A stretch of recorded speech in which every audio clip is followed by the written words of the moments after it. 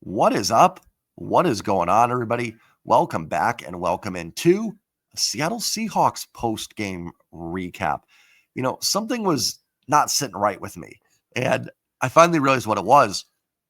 That's the final post game recap for the Mariners, which I've been doing for 3 years now, was a loss.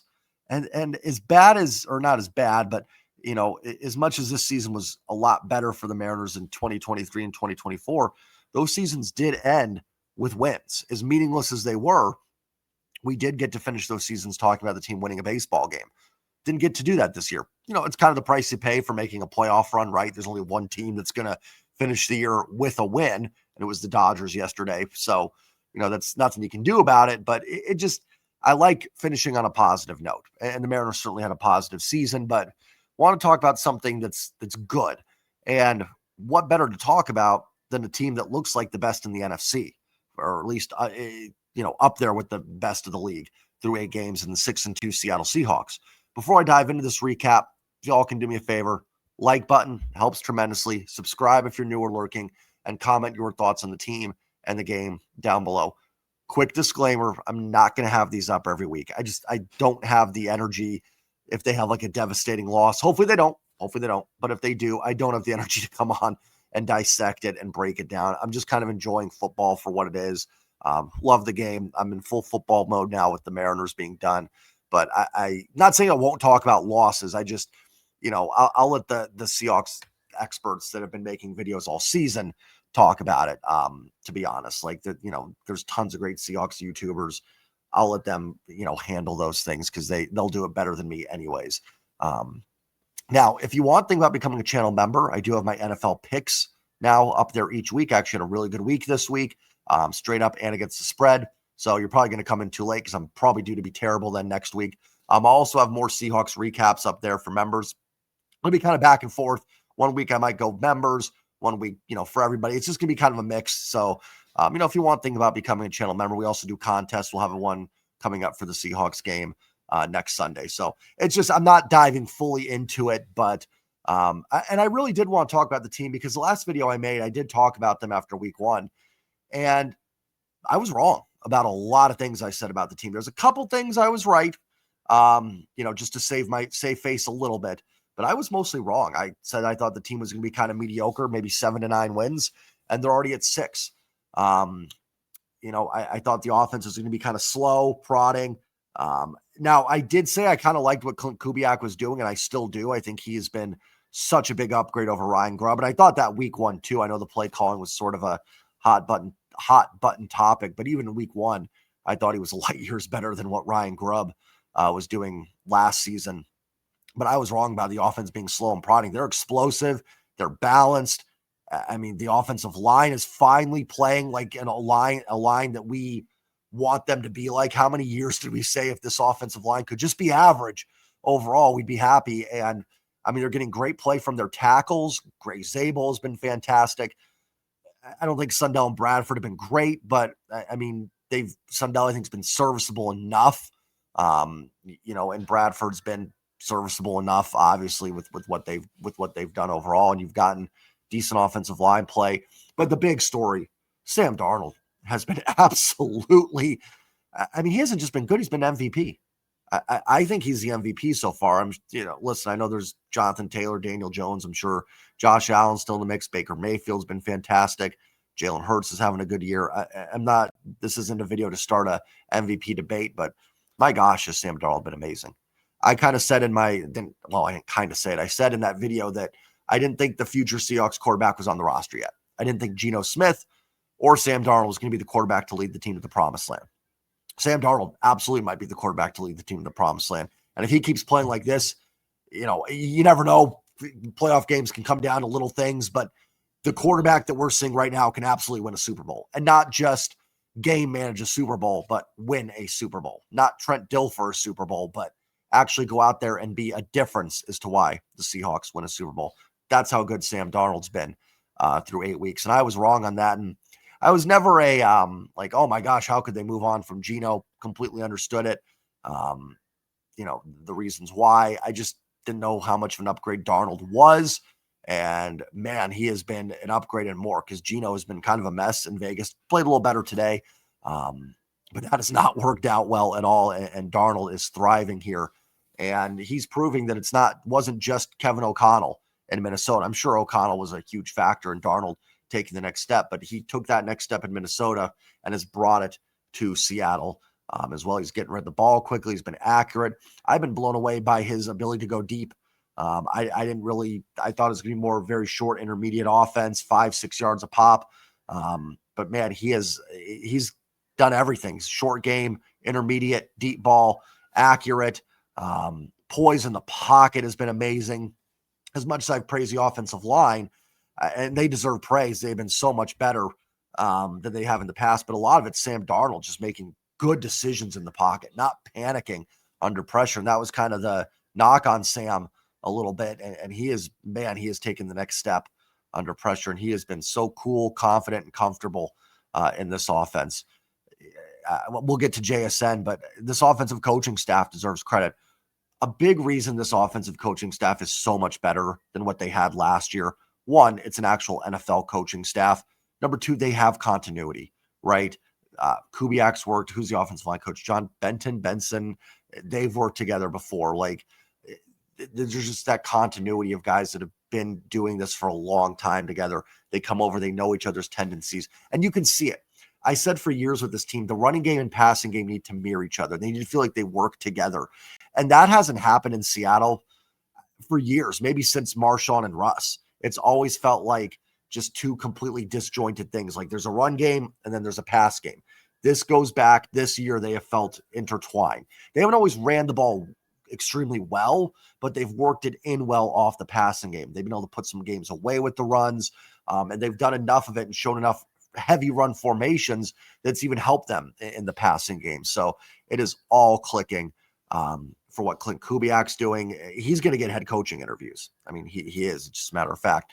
And Sam Darnold just playing at an unbelievable level. So man, was I wrong about that. I was wrong. Sam Darnold's been amazing and very, very happy to be wrong about it. And I would be clear, save face a little bit. I didn't think Darnold was terrible. I just thought he was going to be kind of average, and he has been anything but average. JSN's best wide receiver in football. I mean, there's no other way to put it. The guy's on pace to break Calvin Johnson's receiving yards record. I know 17 games for 16, but I think he's on pace to break it through 16. It's like 30 yards short of 1,000 yards, and this is the halfway point. I mean, if it's a 16-game season, it'd be the halfway point of the year. I mean, talk about JSN. Would he take a step back without having DK Metcalf there with them? Not only is he not taking a step back, he's taking a step forward. I'm starting to think it was DK holding JSN back, not the other way around. And he's got a good compliment there. Hopefully Cooper Kupp gets back. I think that's a good savvy veteran to have on the other side. Torrey Horton's just been a fantastic draft pick. Probably a guy that would have gone earlier in the draft if not for injuries. That might be a no-duh thing to say if, again, my football expertise, probably not if you think I have expertise on my baseball level. But Horton's been fantastic, 2 touchdowns today. Love the involvement of the tight ends in this offense with Barner and Arroyo. And they did it today without one of their best blocking tight ends. Salbert was out. And then obviously Cooper Kupp, out as well today. And JSN just continues to dominate. I mean, and he, again, another guy that can do it, just like we talked about with Sam Darnold, how he's succeeding short, intermediate, and deep. JSN is exceeding in all those levels as well. And then the defense, I mean, Mike McDonald's just cooking on defense. And that was something that I'm not surprised about. Knew Mike McDonald was a great defensive mind. We saw it last year when the defense went from, bottom 5, 10 in 2023 to top 10 in 24 with a lot of the same talent. And now you're seeing McDonald's system being able to be implemented over 2 off seasons, and the guys have caught on to it. And he's just wreaking havoc on the league. I mean, you want to know how good Mike McDonald is, just go Twitter search or X or whatever, Baltimore Ravens fans and what they think. I mean, I saw them rooting against the Seahawks. I'm like, why are they rooting against the Seahawks? Oh, they want Mike McDonald back, but not happening. Just a tremendous hire. And that was a hire I always liked. I thought that was a great hire for the Seahawks. So but my negativity was never in that mindset. It was really just, I didn't know what to think about this offense. And man, they've taken the next step. They're well coached and they're dynamic. They've got a great leader quarterback in Sam Darnold. And what a statement tonight on national television to beat the Commanders 38-14. Just a whooping from the start. Very much reminded me of a Legion of Boom type win, right? Where it's just a punch in the mouth and keep it going, right? The Seahawks have had a little trouble maybe finishing out games this year. But you know what? I even think even that might be a narrative that's a little overblown when you think about it, because week one they lost. I guess they could have closed it out if they made a stop there. But Pittsburgh, they put them away in the fourth quarter. New Orleans, they put away. Arizona was a tough one. They let the Cardinals back into that. That was not great in that fourth quarter. However, if not for a questionable hold on JSN, Charbonnet would have had a touchdown in that game that put it away, and that was called back. Jacksonville hung around a little bit. Jacksonville's got a pretty good defense, and then they put it away late with the pass to Barner. And they ended up putting the Texans away. I never felt last week against Houston or 2 weeks ago when I went back and watched the game after the Mariners loss. It never to me felt like Houston was going to get into that game. So, and today they get up 28-0 and they cruise, right? That they put this game away. It was over at 28-0. And at no point do they allow Washington to kind of sneak back into it. You always get nervous of that, right? Oh, it's 28-7. Oh, Washington got to stop. Now it's 28-13. Now it's 28-16. None of that happened. They didn't allow that. Sam Darnold doesn't throw an incompletion in the first half. Let's go ahead and pull up the box score here a little bit for the game. While I'm here, let's see if I can pull it up. Darnold finishes going, let's see here. Could I get the box? There it is, box score. 21-24, 330 yards, 13.8 yards per attempt, which is incredible. 4 touchdowns. They had the 1 interception. That wasn't a good throw, but, when doing it when it's 28-7 or 31-7, I'm not going to lose too much sleep over it. But that was it. It was the only blemish on Sam Darnold. Even one of his other incompletions to JSN was just a little bit underthrown on that kind of go route. And then I don't remember what the other incompletion was. So the fact that we're remembering each incompletion shows you something. But that first half from Sam Darnold might have been the best half of football that I've seen from a quarterback. I mean, honestly, that might be up there, of all time, the best halves of all time. Walker carries 11 times for 42 yards. Charbonnet 8 for 25. Doesn't look like much, but you add that together, 19 for 67. They did enough on the ground. I like that they stay committed to it. I think that's important. I think that helps wear teams down. Defenses in the fourth quarter, they feel like they're capable of putting away games with the run game. They really haven't broken out yet. They did a little bit against, I think, Pittsburgh, but Walker went over 100. So I'd like to see a little bit better run performance. I do think they're missing Salbert at tight end and Cooper Kupp blocking. I'm not going to say the running game was poor because you're missing a blocking tight end and receiver, but I do think it matters. And in the fourth quarter, when they kind of needed to milk the clock, they were able to get some carries on the ground and make it work. They're picking up 3rd and shorts. They're picking up 4th and shorts.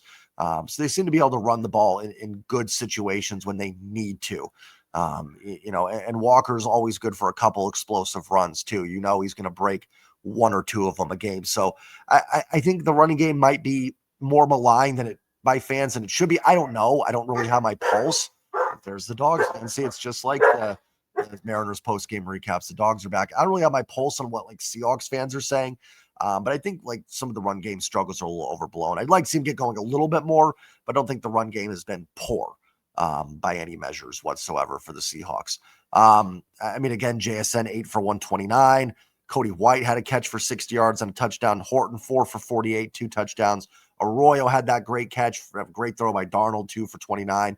Barner 2 for 24 and a couple carries as well. Charbonnet caught a pass for 21 yards. Walker 2 for 19. So the running backs even get involved in the passing game. They combined for 3 catches for about 40 yards. Put together with their runs, and that's over 100 yards. I know that's kind of like maybe nitpicking a little bit, but those pass plays on the backfield can be extensions of the run as well. And then cannot say enough about Mike McDonald's defense. He is just cooking. It's at the point where you watch some of these offensive play against Seattle, and they don't have a shot against what Mike McDonald is dialing up defensively. Now, there's a lot of talent. Leonard Williams, again, playing at an all-pro level. Hopefully, Ernest Jones is okay. That's a big injury. We'll see if there's any updates on that. Maybe I'll check Twitter before we get out of here. That would be a big loss because you're a little weak at linebacker with Knight then and Drake Thomas. Secondary has been playing extremely well. You don't have Julian Love, but I think Ty Okada's played great. He had a great interception along the sidelines. Fantastic pick. I know he was kind of ripped apart in the Tampa Bay game, and maybe rightfully so. That was the one game where the defense was just off. They were also really banged up and got more banged up as that game went along.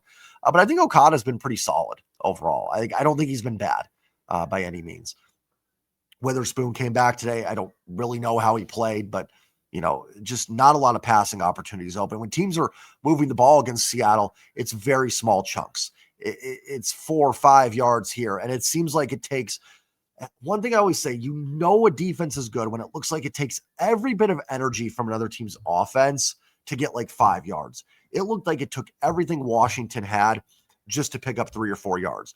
Just, Daniels getting out of the pocket and running. And obviously, prayers up for Jane Daniels. Just an awful injury. Don't go look at that replay if you're squeamish, please. Just an awful arm injury. I have no idea why Dan Quinn still had him in that game, down 38-7 with 9 minutes to go. That is, you guys and gals know, if you've been with me for the Mariners recaps, I don't get on coaching a whole lot. I will do a little bit more in football because I think there's more schemes and stuff that you have to draw up and everything. But I try to be very sympathetic, but I have no idea why he's still in the game. It was a clean tackle by Drake Thomas, and so unfortunate. I'm an ASU guy, so I've always got a little soft spot for Jane Daniels for sure. Just awful, and prayers up for him that he gets back in there. And listen, that can happen at any point, so I'm not saying that's all Dan Quinn's fault, but man, I don't know why he was in the game at 38-7. Why are you having designed quarterback runs for him at 38-7? Just makes zero sense there from the Commanders, who I thought, listening to them this week, they sound a little desperate. Daron Payne saying, like, him being asked about JSN and him saying he doesn't know who that is. Like, listen, I get, like, if you're like, oh, he's a D lineman, he's not game planning for JSN. Sure, I understand that, but like, you don't know who that is? Like, come on. Like, you can at least give a silly answer and be like, hey, as a D lineman, I'm more focused on getting to Sam Darnold, but man, what JSN's doing this year is just phenomenal. You had some Washington radio people saying, like, oh, we can't lose to Sam Darnold home. It was a desperate Washington team. And that's another thing, too. This Washington team that had to win this football game. This was kind of a season-saving game for them. And Mike McDonald just took him behind the woodshed. And that's what good teams do. When you play a desperate football team, and we saw that too many times from Pete in the last few years where these teams would just hang around against Seattle. But Mike McDonald, more of an LOB type team now where, they can sense the fear and they kind of put you away when they can sense it. That's a statement win. Like I said, that was a desperate Washington team. They needed that game. I'm not saying they're eliminated yet, but 3-6 in a loaded NFC and without Jane Daniels, now it's going to be very, very difficult. And Seattle came out and just looked focused and ready off their bye week. So, tremendous performance. Let's look at the defense, see some of the sacks. Obviously, Okada had the interception. Drake Thomas got a sack. I think that was unfortunately on the Jane Daniels injury. Byron Murphy, half a sack. Chenna Nwosu, half a sack. DeMarcus Lawrence had a half sack. And Jaron Reed had a half sack. Leonard Williams didn't have a sack? Yeah, he did. He had a full sack. Okay. So, 4 sacks. And again, I thought there could have been 7 or 8. Jane Daniels just very, agile, explosive, very Lamar Jackson-esque out of the pocket. And I thought they did a real good job on him. A couple of his runs, he got outside a little bit, had a couple decent ones. How about that tackle Leonard Williams made on that 4th and 15 run from Daniels? I didn't see the overhead view, but I think he could have gotten that first down. And for Leo Williams to chase him down, what I love about this D-line, not only is it really good, it's super athletic. These guys were just, Daniels wasn't getting away. It wasn't like, a couple times he did, of course, because Jane Daniels and he's just, a freak athlete. But man, the D-line hung with him. They are just the athleticism along with the strength and just good football that they play is just absolutely incredible. Byron Murphy has taken that step forward in year 2. Not surprised about that. I kind of thought he would. I thought he was underrated last year. Just didn't have the sack numbers to go along with it. But he has been absolutely phenomenally starting to get the sacks this year. Talk about Leonard Williams. Chenna Nwosu being back and healthy has been absolutely fantastic. He was kind of I'm surprised they're hanging on to him, but man, it's paid dividends. He has been absolutely tremendous I think he's got now 6 sacks on the year. DeMarcus Lawrence, almost said Dexter Lawrence. DeMarcus Lawrence, what a free agent pickup that was. Not only a good pass rusher, who I think now has 3 or 4 sacks as well, but one of the most stout run defending defensive ends in the game. That was a tremendous signing, and he stayed healthy for them. And you got Derek Hall back tonight as well, which was huge. Let's see if there's any update on Ernest Jones here after the game. Let's see. Curious, because that's a big one, because I do think linebacker is an area, that the team's been a little not weak at, but I don't love the depth there necessarily. So let's see if there's an update on Ernest Jones. Maybe I didn't spell Ernest right. All right, let's see. Who would have the update? Maybe Condota, Bob Condota. Would he have it? No, that's just Jaden Daniels things. Okay, had to pause it for a second. Hawk Blogger has it. Mike McDonald said it's not season ending, but we'll see about Ernest Jones. McDonald said Ernest Jones may miss a game or two, but they need more information. I don't love I guess good news there. I don't love it's not season ending, but we'll see comment. Seahawks already a little banged up. So that's going to be a tough one, because I don't know if I fully trust Tyrese Knight and Drake Thomas as your every down linebackers there. Wouldn't be surprised to see, more Nick Emanwari. But another guy that's playing fantastic, Emanwari, has been great. And there was some, I know some people weren't super high on him out of college. I think it's just clear that South Carolina didn't know how to use him, because Mike McDonald has used him tremendously well. He has been fantastic. Just so much good things to say about this team. Just a tremendous performance on the road. They've been road warriors. That's what I love to see too. There's nothing better than a road win in any sport. Going into another team's house and making a statement, whether it's baseball or football, always feels great. Taking care of business at home is important. It's great in front of the fans, but going on the road and making a statement, there's always something just a little bit special to that. And that's what this team does. And they're tough. This is a tough football team. And maybe I'm getting carried away, but it's not just all the metrics like the Seahawks. DVOA, they were number 2 coming into this week, probably going to go back up to number 1 after Detroit lost. And they were balanced. They weren't like number 1 offense, 23rd defense. They're top 5 offense, top 5 defense, top 5 special teams. They do it in all 3 phases of the game. Point differential is probably the best in the NFC, if not close to it. Again, probably depending what Detroit's at. But the Seahawks just get a plus 24 tonight. And they feel like it, right? You can tell watching teams that feel real and don't feel real. I'm not saying that if you're 5-3 and just pulling games out that you couldn't get going. Not saying the Seahawks can't drop off. They could. But they do feel real. This feels like a good football team. This feels like a football team that can compete for an NFC title. And having that road mentality and being able to win on the road is huge. This is a team that I can see. I'm not saying they're going to, but I could see them going into Philadelphia in January in a cold weather game and winning. They have that type of feel. They're not this super finesse team that you see and like, ooh, that team's not going to work in the cold. No, this team's got dogs. They're going to play in cold weather. And hopefully you get some of these guys back. I think getting Julian Love back will be big. And if you can have these guys for the stretch run, it'll be great. And we'll see if the trade deadline coming up, if they can do anything for that. But the team looks really special. Obviously still ways to go. We're still early in the season. But there's no doubt, right? We don't know what the future holds. But these 8 games, this is a top 2-3 team in football. That's what they've played like through 8 games. I don't know what the next 9 are going to look like, but usually past success can indicate future success, especially within a season.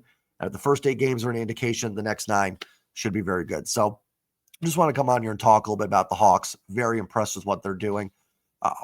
Probably won't have a video up next week. Like I said, it's going to be sparing with the Seahawks. So just want to talk about it. Felt good about the win. And I'll leave the rest to the other Seahawks YouTubers that know a lot more than I do. So you guys can give it a like, comment, subscribe. I'd appreciate it. And I'll see you all next time. Go Mariners. Go Hawks.